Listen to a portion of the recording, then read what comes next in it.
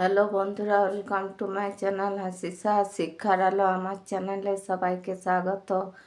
আজকে আমি তোমাদের নবম শ্রেণীর দেখো বেঙ্গলি চ্যাপ্টার থেকে এমসিকিউ প্রশ্নগুলির কোয়েশ্চেন অ্যান্সার বানিয়েছি। দেখো এগুলির মধ্যে আসবে এক কথায় উত্তর, এমসিকিউ করা যাবে কিংবা এক নম্বরের প্রশ্ন, এরকমভাবেও থাকতে পারে। হিমালয় দর্শন। এক নম্বরে প্রশ্নটা দেখো, হিমালয় দর্শন প্রবন্ধটি রচিতা হলেন বেগম রোকেয়া। 2 নম্বরে, হিমালয় দর্শন ভবন বৃত্তান্তটি যে মূল রচনার অন্তর্গত সেটি হলো কুমণ্ডূপের হিমালয় দর্শন। হিমালয় 3 নম্বর দেখো, হিমালয় রেল রোড যেখান থেকে শুরু হয়েছে সেটি হলো শিলিগুড়ি। 4 নম্বর দেখো, মেঘের ভিতর দিয়ে চলিয়াছি সমুদ্র পৃষ্ঠ থেকে কত উঁচুতে ওঠার পর লেখিকা মেঘের ভিতর দিয়ে যাচ্ছিলেন। অ্যান্সার হবে 3000 ফুট উঁচুতে।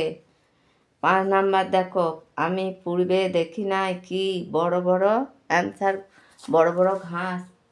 6 নম্বর দেখো, চায়ের ক্ষেত্রগুলি কী রঙের? সবুজ রঙের।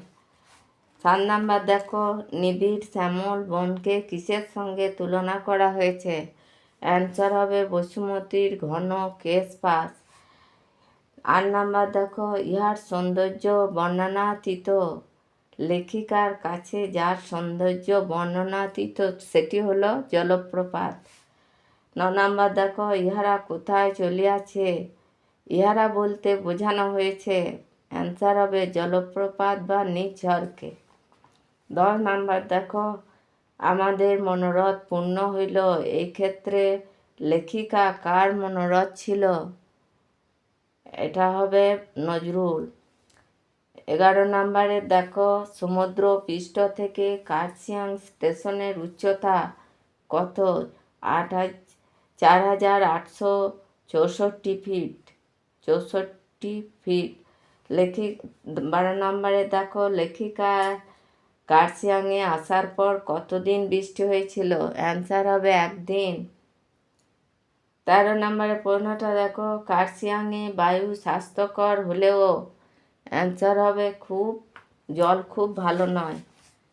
14 নম্বরে দেখো, কার্শিয়াংয়ের বায়ু কেমন? পরিষ্কার ও হালকা।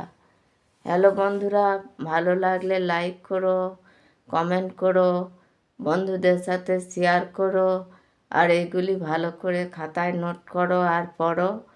আর নতুন কেউ থাকলে সাবস্ক্রাইব করো, ভিডিওটা ভালো করে দেখো পুরোটাই। আর তোমরা ভালো থেকো।